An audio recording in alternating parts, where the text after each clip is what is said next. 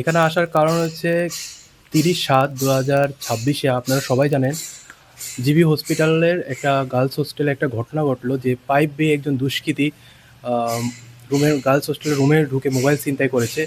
ঘটনা সেটা যেটা আমরা জানতে পারি এখানে একটা কমপ্লেনও ফাইল হয়েছে এবং সিসিটিভি ফুটেজও ছিল। সিসিটিভি ফুটেজ ছিল থাকাকালীনও সত্ত্বেও আজ পর্যন্ত ওই দুষ্কৃতী অ্যারেস্ট হয়নি।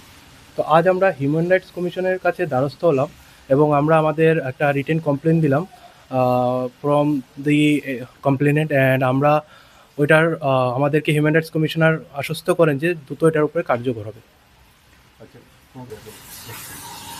দেখেন, পুলিশের কাছে আমরা 2-3বারই ব্যাপারটা নিয়ে গেলাম যে কি ইনভেস্টিগেশন টেজ বা কী হচ্ছে।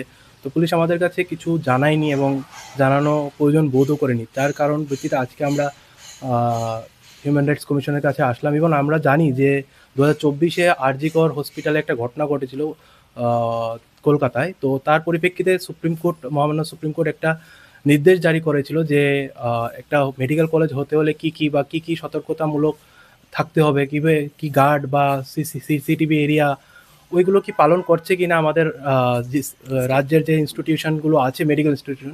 তার জন্য আমরা আজকে ওই হিউম্যান রাইটস কমিশনের কাছে একটা কমপ্লেন বা রিটেন কমপ্লেন দিলাম, যেটা ওটার অ্যাসুরেন্স করার জন্য। উনি বললো যে উনি আমাদের কমপ্লেনটা রাখলো এবং রিসিভ কপিও আমাদেরকে প্রদান করলো এবং উনি আমাদের আশ্বস্ত করেন যে এই ব্যাপারে উনি দ্রুতই আমার চেয়ারপারসন লিখতে আমার নামে আমি আছি আমার ধৈর্য কি চেয়ারপারসন আছে, ঠিক আছে।